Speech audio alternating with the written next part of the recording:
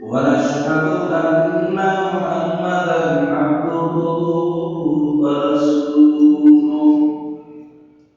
أما بعد فأعوذ بالله من الشيطان الرجيم بسم الله الرحمن الرحيم يا أيها الذين آمنوا صلوا عليه وسلموا تسليما محمد رسول الله اللهم صل على سيدنا ونبينا وشفيعنا وحبيبنا ومولانا محمد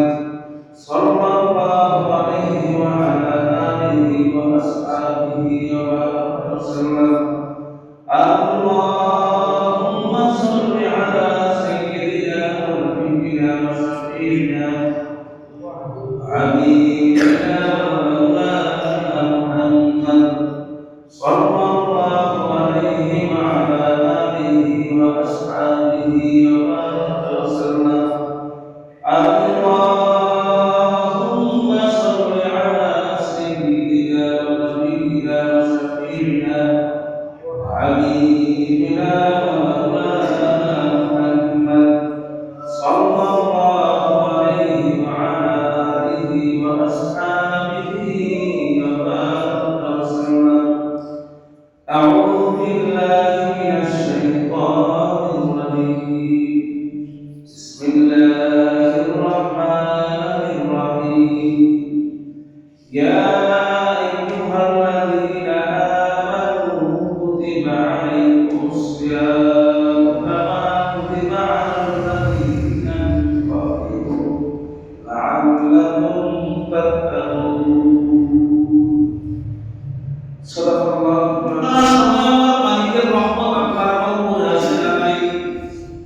অন্যান্য সময় অন্যান্য দিন আমার মালিকের রহমত আপনার উপর অনবরত আছে কিন্তু রমজানের প্রথম 10 দিনের রহমত এটা বাজার স্পেশাল রহমত আল্লাহ রাব্বুল আলামিন এই 10 দিন অনবরত রহমত বৃষ্টি থাকা আপনার উপর নাযিল করতে থাকে আল্লাহর কাছে রহমত চাইবে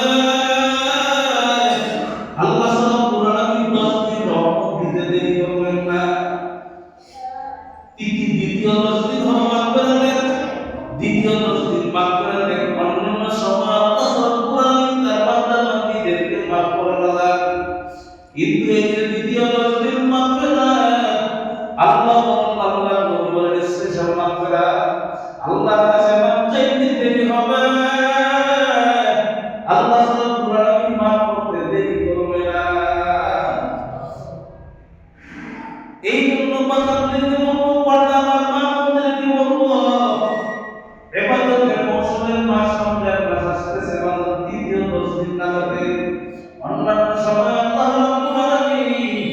জাহান্নাম থেকে মানুষকে মুক্তি দিয়ে জান্নাতের মেহমান বানাইয়া থাকে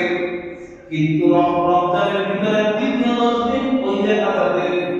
এমন ভাবে নাজাত দেন হিসাব ছাড়া নাজাত দেন বলেন সুবহানাল্লাহ রমজান মাসে ইবাদতের ভিতরে কাটাইতে পারেন মালিকের কাছে দোয়া করেন মালিক 11টা মাস দুনিয়া নিয়ে ব্যস্ত থাকি মালিক রমজান মাসটা আমার সুযোগ কইরা দাও আমি যেন তোমার নিয়ে থাকতে পারি তোমার রাজি খুশি করার জন্য রমজান মাসটা কাটাইতে পারি আজকে মসজিদের মধ্যে আমাদের একজন লোক এতেকাল করবে মসজিদ কমিটি একটা লোক পর্যন্ত পায় না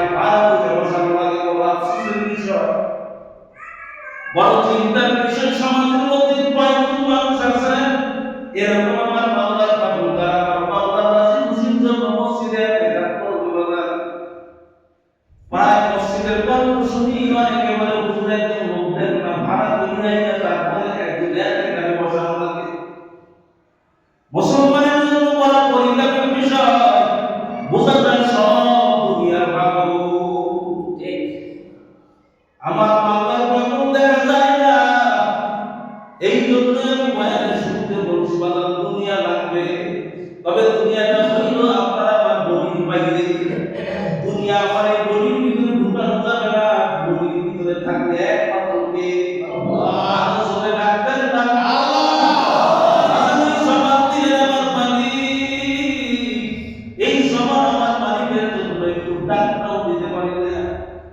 আমার মালিকের ডাকের ভিতরে কি যে শান্তি,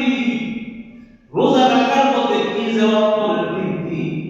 শরীরের যে কত দুর্বল হয়, এটা যদি মুসলমান জানতো তাহলে একটা রোজা জীবনকে রসাক্ত না। বলে রোজা রাখার মাধ্যমে শরীরের রোগ ভালো হয় না রোগ হয়? ভালো হয়। যেই রোগগুলো ভালো হয় দুনিয়া ঔষধের দ্বারা সেই রোগ ভালো হয় না। এই জন্য বাজারটাকে বলবো, পর্দা আমার মা বোনদেরকে বলবো, এখন থেকে ফাঁকে ফাঁকে একটা রোজার প্রস্তুতি নেন। হঠাৎ যদি রমজানের রোজা রাখা শুরু করে দেন বাজার, তখন দেখবেন রোজা বড় কষ্ট লাগে। হঠাৎ